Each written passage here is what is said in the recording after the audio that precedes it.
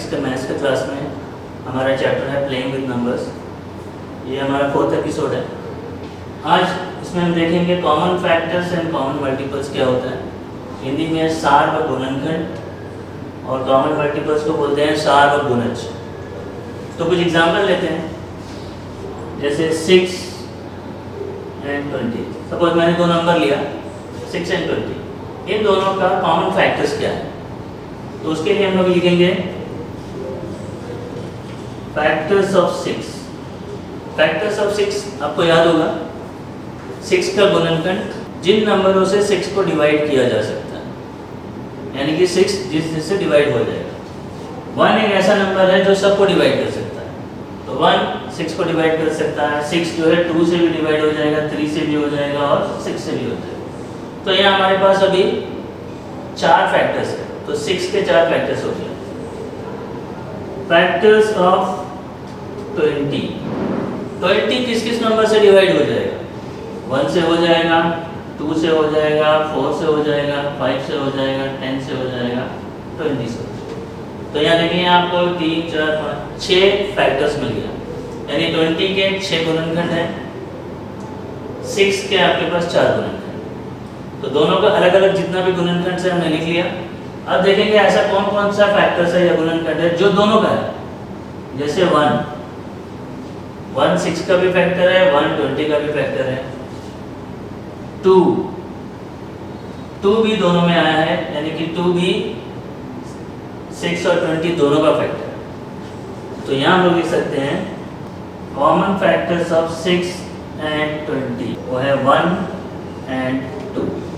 और कोई नंबर दोनों जगह नहीं मिल रहा है आपको, तो इसको बोलते हैं कॉमन फैक्टर्स। आप कोई भी दो नंबर ले सकते हैं, दोनों का अलग अलग से फैक्टर्स निकालेंगे, फिर देखेंगे जो कॉमन है वो इन दोनों का कॉमन फैक्टर्स आ जाएगा। एक और एग्जांपल लेते हैं। सपोज हम दो नंबर लेते हैं 10 एंड 35। फैक्टर्स ऑफ 10, ये देखना है कि 10 किस किस नंबर से डिवाइड हो जाएगा। 1 से हो जाएगा, 2 से हो जाएगा, 5 से हो जाएगा, 10 से हो जाएगा। तो 10 के 4 फैक्टर्स। फैक्टर्स ऑफ 35, 1 से डिवाइड हो जाएगा, 5 से डिवाइड हो जाएगा, 7 से हो जाएगा और 35 से हो जाएगा। तो यहाँ आप देख सकते हैं 35 की भी 4 फैक्टर्स।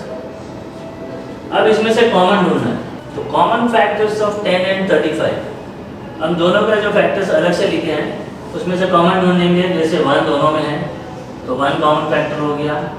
फिर देखिए 5 दोनों में है, तो 1 एंड 5 ये दो जो है 10 और 35 के कॉमन फैक्टर्स हैं। हिंदी में कॉमन फैक्टर्स को बोलते हैं सार व गुणनखंड। तो 10 और 35 का सार व गुणनखंड है 1 और 5। जैसे हमने यहाँ 2 नंबर लिया, 2 से ज़्यादा भी हो सकते हैं, 3 नंबर्स, 3 का अलग अलग से फैक्टर्स लिखेंगे, फिर देखेंगे ऐसा कौन सा फैक्टर है जो तीनों में आता है, तो वो तीनों का सार व गुणनखंड या कॉमन फैक्टर हो जाएगा। अब नेक्स्ट चलते हैं हम लोग कॉमन मल्टीपल्स में। इसके लिए एग्जांपल लेते हैं। सपोज मैंने नंबर लिया 2, 3 एंड 5। इसका कॉमन मल्टीपल्स यानी कि सार व गुणज। मल्टीपल्स आपको पता है 3 का मल्टीपल्स, यानी कि जैसे आप 3 का टेबल याद करते हैं, 3 1 3, 3 2 6, तो 3 6 9 12 जो टेबल में आता है वो सारे मल्टीपल्स है। तो मल्टीपल्स ऑफ 3,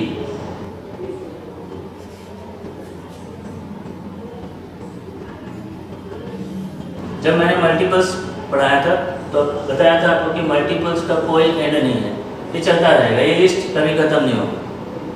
उसी तरह मल्टीपल्स ऑफ 5,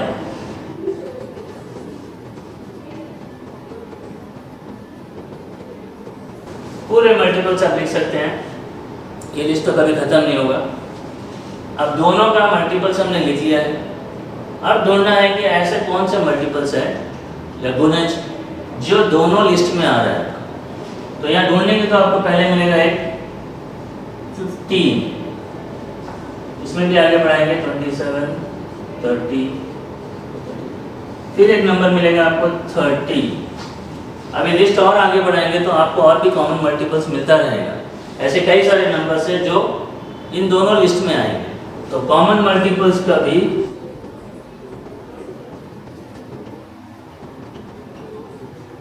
आप एक लिस्ट बना सकते हैं कॉमन मल्टीपल्स भी ये कभी ख़त्म नहीं होगा।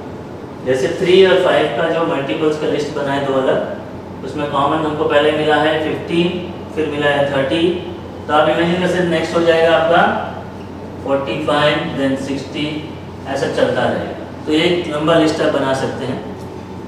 तो बच्चों ये है कॉमन मल्टीपल्स और कॉमन फैक्टर्स का मीनिंग। हो सकता है आपको समझ में आ गया होगा। एक एग्जांपल और लेते हैं, 4 और 6 ले लिए।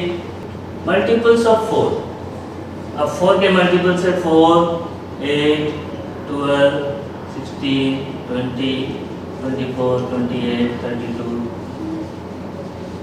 so on. Multiples of 6,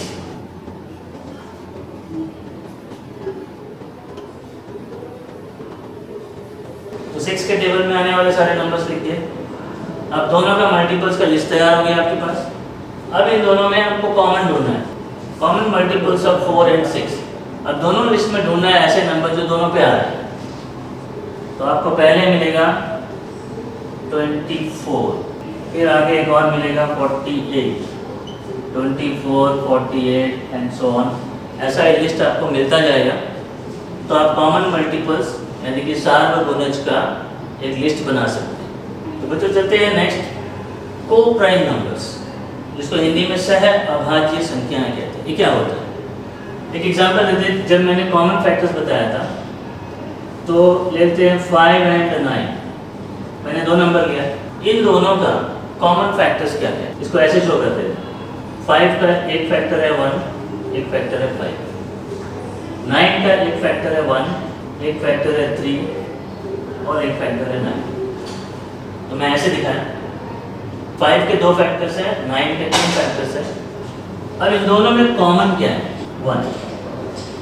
1 के अलावा और कोई भी फैक्टर कॉमन नहीं है। अगर आपको ऐसे दो नंबर्स मिलते हैं जिनका कॉमन फैक्टर सिर्फ एक ही होता है वो 1, तो इन दोनों को को प्राइम नंबर्स कहते हैं। तो इसका डेफिनेशन ऐसे लिखा जा सकता है, two numbers which do not have any common factor other than 1। जैसे इस एग्जांपल में देखे हैं कि इनका कॉमन फैक्टर 1, क्योंकि 1 तो सभी का फैक्टर है तो कॉमन फैक्टर में 1 आएगा ही। अदर देन 1, अगर और कोई भी कॉमन फैक्टर नहीं है, then that pair of number is called co-prime numbers। Hindi में ऐसे लिख सकते हैं, दो संख्याएं जिनका 1 के अतिरिक्त कोई और सार्वगुणनखंड ना हो। एक सार्वगुणनखंड होगा 1, उसके अलावा कोई और गुणनखंड ना हो, ऐसे पेयर को सह अभाज्य संख्याएं कहते हैं। अब और एग्जांपल ले सकते हैं, जैसे मैंने लिया 5 और 9। अब इसमें एक चीज देखना है, 5 एक प्राइम नंबर है यानी अभाज्य संख्या, लेकिन 9 भाज्य संख्या यानी कंपोजिट नंबर है। तो इस पेयर में एक प्राइम नंबर है, एक कंपोजिट नंबर है। तो दोनों प्राइम होगा तो क्या होगा? जैसे 3 और 7, आपको पता है प्राइम नंबर्स का केवल दो ही फैक्टर होता है, एक होगा 1 और एक नंबर खुद होगा। 1 और 3 इसका दो फैक्टर होगा, 7 का दो फैक्टर होगा 1 और 7। तो नेचुरली उसका कॉमन फैक्टर 1 ही आ जाएगा। तो ये दोनों बन जाएंगे को प्राइम नंबर यानी सह अभाज्य संख्या। लेकिन क्या ऐसा हो सकता है कि एक नंबर प्राइम हो और एक कंपोजिट हो? वो भी हो सकता है। जैसे 5 और 9 में 5 प्राइम नंबर है, 9 कंपोजिट नंबर है, इसका एक से ज़्यादा फैक्टर है, लेकिन कॉमन क्या मिला? 1। तो 1 के अलावा और कोई कॉमन फैक्टर नहीं था, तो ये दोनों भी बन गया को प्राइम। क्या ऐसा हो सकता है कि दोनों कंपोजिट नंबर हो? ये भी हो सकता है। 4 और 9 एक एग्जांपल ले लो। 4 का अगर आप फैक्टर्स ढूंढेंगे तो इसका फैक्टर्स हो जाएगा 1, 2 एंड 4, इसका 3 फैक्टर हो गया। 9 के भी आपके 3 फैक्टर है, 1, 3 एंड 9। अब देखिए इसमें कॉमन क्या मिला? 1, 1। तो ये दोनों कंपोजिट नंबर है, लेकिन दोनों का कॉमन फैक्टर 1 है, तो इसलिए ये दोनों भी बन जाएगा को प्राइम यानी कि सह अभाज्य। तो सह अभाज्य या को प्राइम नंबर होने के लिए ये जरूरी नहीं है कि दोनों प्राइम हो या दोनों कंपोजिट हो या एक प्राइम एक कंपोजिट, कुछ भी हो सकता है। एक प्राइम एक कंपोजिट में भी वो को प्राइम बन सकता है। दोनों प्राइम होगा तो डेफिनेटली वो को प्राइम हो जाएगा। और दो कंपोजिट नंबर भी आपस में पेयर बना करके को प्राइम नंबर बन सकता है। कंडीशन एक ही है कि उनका कॉमन फैक्टर 1 होना चाहिए। तो बच्चों चलते हैं एक्सरसाइज के क्वेश्चंस में। एक्सरसाइज 3.4 पहला क्वेश्चन है, find the common factors of. निम्न का सार्व गुणनखंड लिखिए या ज्ञात कीजिए। पहला क्वेश्चन मैंने लिया है 20 एंड 28। आपको सॉल्व कैसे करना है? पहले लिखेंगे फैक्टर्स ऑफ 20, हिंदी में 20 के गुणनखंड। इसमें आप लिखेंगे कौन कौन से नंबर से ये 20 डिवाइड हो जाएगा। 1 से हो जाएगा, 2 से, 4 से, 5 से, 10 से और 20 से। तो ये सारे 20 के फैक्टर्स हो गए। इसी तरह नेक्स्ट लाइन में लिखेंगे फैक्टर्स ऑफ 28। 28 किस किस नंबर से डिवाइड हो जाएगा? 1 से, 2 से, 4 से, 7 से, 14 से और 28 से। तो ये दो लाइन आपका हो गया, दोनों का फैक्टर्स अलग अलग लिख लिए। देन लिखेंगे कॉमन फैक्टर्स ऑफ 20 एंड 28। 20 और 28 का सार्व गुणनखंड। कॉमन का मतलब है आपको ये देखना है कि कौन कौन सा फैक्टर दोनों जगह आता है। जैसे 1, 2 भी दोनों में है तो 2, 4 भी दोनों में है 4, और कुछ है 5 इसमें है तो इसमें नहीं है। तो आपको यहाँ पे 3 फैक्टर्स मिला है जो कॉमन है। तो कॉमन फैक्टर्स ऑफ 20 एंड 28 और 1, 2 एंड 4। ऐसे ही आप रिमेनिंग क्वेश्चन कर सकते हैं। जो क्वेश्चन नंबर 2 है उसमें आपको एक साथ 3 नंबर दिया, यहाँ पे 2 ही था तो 3 होगा तो आप उसके 3 लाइन बनाएंगे। फैक्टर्स ऑफ एक नंबर का लिखेंगे, दूसरे नंबर का फैक्टर्स लिखेंगे, फिर तीसरे का लिखेंगे, फिर तीनों में आप कॉमन ढूंढेंगे। ऐसा जो भी फैक्टर जो तीनों लिस्ट में आता है वो आपका कॉमन फैक्टर हो जाएगा। Next question number 3, find the first 3 common multiples of. आपके पास कुछ क्वेश्चन है, नंबर 1 है 6 एंड 8। निम्न के प्रथम 3 सार्वगुणज ज्ञात कीजिए। तो मैंने पहला क्वेश्चन लिया 6 एंड 8। आपको सॉल्व कैसे करना है? यहाँ पे आया मल्टीपल्स, तो आपको लिखना है मल्टीपल्स ऑफ 6 यानी 6 के गुणज। तो 6 का जितना मल्टीपल्स है लिस्ट बना दिए, इसका कोई एंड नहीं है, डॉट डॉट डॉट छोड़ दिए। मल्टीपल्स ऑफ 8 का लिस्ट बना लिए। फिर आप लिखेंगे कॉमन मल्टीपल्स ऑफ 6 एंड 8। 6 तथा 8 का सार्वगुणज। अब इस दोनों लिस्ट में ढूंढना है ऐसा कौन कौन सा नंबर है जो कॉमन है। तो आपको पहला मिलेगा जो है वो 24, उससे पहले कोई नहीं है। तो पहला कॉमन मल्टीपल मिला 24। फिर नेक्स्ट 48, हमारा लिस्ट छोटा हो गया। आगे जाकर के आपको कौन सा नंबर मिल सकता है ये आप यहाँ से आइडेंटिफाई कर सकते हैं। 24 का बाद 48 यानी कि 24 का डिफरेंस है। इसमें आप और 24 ऐड करेंगे तो आपको नेक्स्ट नंबर मिल जाएगा। ये हो गया 72। इसमें एक छूट गया 66 के बाद 72 जाएगा, तो आपको एक और मिल गया 3। ये लिस्ट भी कभी खत्म नहीं होगा। कॉमन जैसे मल्टीपल्स का लिस्ट एंडलेस है, उसी तरह कॉमन भी जब आप ढूंढेंगे तो भी एंडलेस ही रहेगा। बट इसके अंदर से भी आपको सिर्फ फर्स्ट 3 कॉमन मल्टीपल्स लिखना है।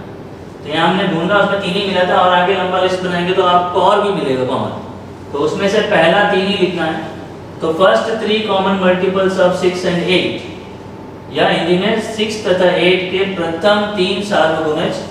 तो ये हो गया 24, 48 एंड 72।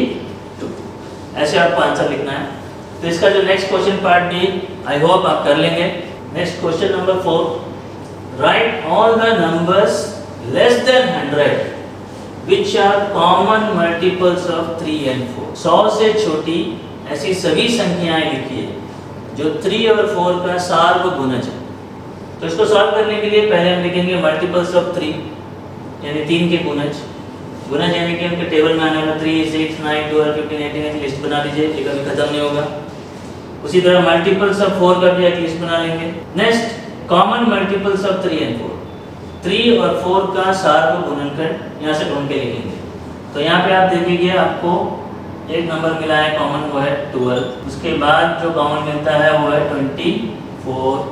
उसके बाद आपको मिलता है 36। मैंने लिस्ट पूरा 100 तक नहीं बनाया बट उसका ज़रूरत नहीं है, आप पहला 3 ढूंढ लेंगे तो इस पैटर्न को देखकर आप आगे का नंबर लिख सकते हैं। तो कॉमन मल्टीपल्स का लिस्ट बन गया, इसको आप आगे भी लिख सकते हैं। अगर ये 12 फिर 24 आया है, 36 आया है, यानी कि ये 3 नंबर को देखिए, ये सब 12 के टेबल में आने वाले नंबर। तो 12 का टेबल अगर आपको याद है तो आप आगे बढ़ा सकते हैं एंड सो ऑन। तो ऐसे नंबर्स आपको लिखना है लेस देन 100 यानी कि 100 से छोटा जितना भी है। तो यहाँ मैंने शॉर्टकट लिख दिया। अगर फुल सेंटेंस लिखना है तो आपको ऐसे लिखना पड़ेगा, common multiples of 3 and 4 which are less than 100 are. तो उसके बदले में आप इसको शॉर्ट में लिख सकते हैं required numbers are. Required number means as per asked in the question, जैसा क्वेश्चन में पूछा गया। आवश्यक संख्याएं हैं क्या है 12, 24, 36, 48, 60 और आप 12 ऐड करते जाइए 96 और उसमें आप 12 ऐड करेंगे तो 100 के पार चले जाएगा। तो क्वेश्चन में सिर्फ लेस देन 100 बोला, 100 तक ऐसे सभी नंबर्स जो 3 और 4 का कॉमन मल्टीपल्स है। तो हमने ढूंढ लिया इतने सारे कॉमन मल्टीपल्स हैं। तो यहाँ पे एक और चीज़ सीखने को मिलता है, जैसे दो नंबर का कॉमन मल्टीपल्स पूछा है तो बहुत सारे केसेस में क्या होगा, आप उसको मल्टीप्लाई कर देंगे, जो आएगा आप उसका मल्टीपल्स डायरेक्ट लिख सकते हैं। जैसे 3 × 4 12 है, तो कॉमन मल्टीपल्स यानी कि 12 का मल्टीपल लिख सकते हैं। Next question number 5, which of the following numbers are coprime? निम्न में से कौन सी संख्याएं सह अभाज्य है? इसमें कई सारे क्वेश्चन से मैं एक कराऊंगा, आपको समझ में आ जाएगा। पहला है 18 and 35, आपको सॉल्व कैसे करना है। फैक्टर्स ऑफ 18 पहले लिखेंगे, 18 के गुणनखंड। फैक्टर्स मींस 18 किस किस से डिवाइड हो जाएगा, 1, 2, 3, 6, 9 and 18। इन सभी नंबर से 18 डिवाइड हो जाएगा, तो ये सारे नंबर्स 18 के फैक्टर्स हो। 35 फैक्टर्स ऑफ 35 के गुणनखंड। 35 किस किस से डिवाइड हो जाएगा, 1 से, 5 से डिवाइड हो जाएगा, 7 से हो जाएगा और 35 से हो जाएगा। तो पहला दो स्टेप आपको दोनों का फैक्टर्स लिखना है। थर्ड स्टेप में आपको लिखना है कॉमन फैक्टर्स ऑफ 18 and 35, 18 तथा 35 के सार्वगुणनखंड। तो यहाँ पे आपको कॉमन क्या मिला, अब देखिए एक 1 ही है जो दोनों में है और कोई भी नंबर कॉमन नहीं है, तो इसका जो कॉमन फैक्टर मिला है वो 1। तब आप आंसर लिख सकते हैं, since 18 and 35 have only one common factor 1, इसका एक ही common factor 1, therefore 18 and 35 are co-prime। मैंने co-prime समझाया था, कॉमन फैक्टर सिर्फ एक होना चाहिए। हिंदी में लिख सकते हैं क्योंकि 18 और 35 का केवल एक सार्वगुणनखंड 1 है, therefore 18 और 35 सह अभाज्य। अगर किसी क्वेश्चन में आपको ये 1 के अलावा एक और मिल जाता है कॉमन, यानी 1 के अलावा एक और कॉमन फैक्टर मिलने का मतलब है वो दिया हुआ दो नंबर को-प्राइम नहीं होगा, सह अभाज्य नहीं होगा। तो आई होप मैंने एक कराया, रिमेनिंग आप कर लेंगे। नेक्स्ट क्वेश्चन नंबर 6, ये number is divisible by both 5 and 12, by which other number will that number be always divisible? एक संख्या 5 तथा 12 दोनों से विभाज्य है, किस अन्य संख्या से वह संख्या सदैव विभाजित होगी? तो क्वेश्चन का मीनिंग समझ लीजिए, कोई नंबर है जो 5 से भी डिवाइड हो सकता है, 12 से भी हो सकता है। कोई और ऐसा नंबर है जिससे वो नंबर ऑलवेज डिवाइड हो जाएगा। तो इसका सिंपल आंसर है, if a number is divisible bye 2 different numbers, अगर आप कोई दो डिफरेंट नंबर से कोई एक नंबर डिवाइड हो सकता है, then that number is always divisible by their product. Product means इसको मल्टीप्लाई करके जो मिलता है। तो यहाँ पे 5 और 12 दोनों से डिवाइड होता है, तो इसका मतलब है that number is always divisible by the product of 5 and 12, that is 60। तो अगर कोई नंबर 5 से डिवाइड हो सकता है, 12 से भी हो सकता है, तो डेफिनेटली 5 × 12 वो 60 से भी डिवाइड हो जाएगा। तो हिंदी में ऐसा लिख सकते हैं, यदि कोई संख्या दो भिन्न संख्याओं से विभाज्य हो, दो भिन्न यानी कि दो अलग अलग, तो वह संख्या उनके गुणनफल यानी कि जो दो भिन्न संख्या है उनका गुणनफल से सदैव विभाजित होगी। तो क्वेश्चन में नंबर दिया है 5 and 12, तो वह संख्या 5 × 12 के अनुसार 60 आता है, 60 से सदैव विभाजित होगी। तो last question of the exercise, A number is divisible bye 12, by what other numbers will that number be divisible? अगर कोई नंबर 12 से डिविजिबल है तो 12 को छोड़ दिया, apart from 12 what other numbers that number will be divisible? एक संख्या 12 से विभाज्य है और किन संख्याओं से है जिनसे वह संख्या विभाज्य होगी? 12 के अलावा और जिससे डिवाइड हो सकता है वो बताना। तो इसका एक सिंपल रूल है, if a number is divisible by any other number, then that number is also divisible by all its factors. यानी जिससे डिवाइड हो सकता है उसके सभी फैक्टर्स से भी डिवाइड हो जाएगा। तो फैक्टर्स ऑफ 12 क्या क्या है, 1, 2, 3, 4, 6 and 12 है। 12 से तो डिवाइड होगा, ये क्वेश्चन में दिया है। अपार्ट फ्रॉम 12 और किसी से डिवाइड होगा, उसके जितने बचे हुए फैक्टर्स हैं, therefore that number is divisible by 1, 2, 3, 4 and 6 also। 12 से तो होता ही है डिवाइड, तो 12 के जितने बचे हुए फैक्टर्स हैं उन सब से भी वो डिवाइड हो जाएगा। तो हिंदी में ऐसा लिखेंगे, यदि कोई संख्या किसी अन्य संख्या से विभाज्य हो तो वह संख्या दूसरी संख्या के सभी गुणनखंडों से भी विभाज्य होगी। दूसरी मीन्स जो उससे डिवाइड हो सकता है, क्योंकि 12 यानी 12 के गुणनखंड है 1 2 3 4 6 एंड 12, उसमें से 12 से डिवाइड हो सकता है, क्वेश्चन में दिया है। देयरफॉर वह संख्या 1 2 3 4 और 6 से भी विभाज्य होगी। 12 के अलावा 12 के जितने बाकी बचे हुए फैक्टर्स है उससे भी डिवाइड हो जाएगा। तो बच्चों एक्सरसाइज 3.4 उसमें बहुत छोटा सा 2 कॉन्सेप्ट था, कॉमन फैक्टर्स, कॉमन मल्टीपल्स और था एक कोप्राइम नंबर्स, उससे रिलेटेड हमने कुछ क्वेश्चन किया। आई होप मैंने जितना समझाया आपको अच्छी तरह समझ में आ गया होगा, और जो क्वेश्चंस मैंने छोड़े हुए हैं उसको आप खुद कंप्लीट कर लेंगे, खुद अपने आप से कर लेंगे। Thank you very much.